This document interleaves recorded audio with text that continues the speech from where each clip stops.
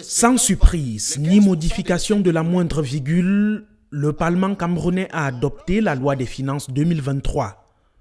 La vie coûtera donc plus cher et à la fin de la session budgétaire, les Camerounais sont déçus. En tant qu'étudiant, je n'ai pas de revenus et puis de 1000 francs à 1500 avec les concours qui sont dehors, c'est inquiétant.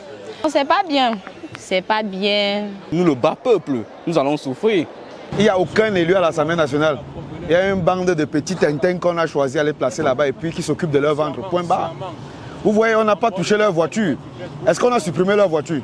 1500 le timbre, 30 à 200 000 la vignette automobile, 4% pour la mutation du titre foncier, 25 000 un certificat de propriété, entre autres. Une pression fiscale imposée selon l'économiste par le Fonds monétaire international.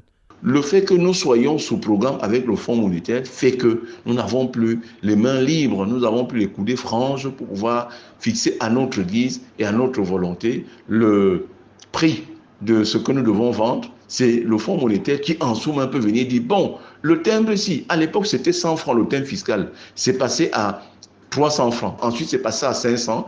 Et ensuite, c'est passé à 1000 francs depuis 10 ans, depuis 11 ans. Monsieur, faites passer ça à 1500. Ça, c'est les recommandations du Fonds monétaire international. Le Fonds, parfois, il n'est pas préoccupé par l'intensité de la douleur que certaines de ces réformes, assez généralement impopulaires, peuvent procurer à la population. Elle est seulement mue par sa volonté à réunir les fonds nécessaires pour honorer le service de la dette. Et je suis parfois déçu en tant que spécialiste en accompagnement des PME que même dans le cadre de ces remboursements, le fonds est beaucoup plus intéressé à rembourser les créanciers externes du Cameroun.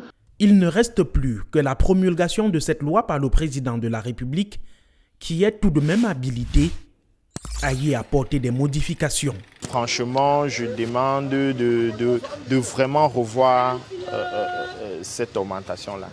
Maintenir ce qui avait été fait depuis. Pour que vous regardez notre affaire-ci, nous on souffre. Pardon. Le chef de l'État au moins, il faut qu'il comprenne. En augmentant le timbrage. Le député et président national du Parti camerounais pour la réconciliation nationale n'a pas manqué d'indexer ses collègues parlementaires qui, en rejetant ces amendements, acceptent de faire saigner davantage les Camerounais dont les revenus n'ont pas augmenté. Tout cela transpire la préméditation de la médiocrité du travail parlementaire. Et ce chemin de je m'en fous que cette chambre emprunte, comme quelqu'un le dit souvent dans le gouvernement, nous mènera à coup sûr dans le pays de si je savais, mais surtout dans les abîmes de l'insignifiance et de moqueries et railleries que nous recevons tous, chers collègues. La loi des finances entre en vigueur le 1er janvier 2023.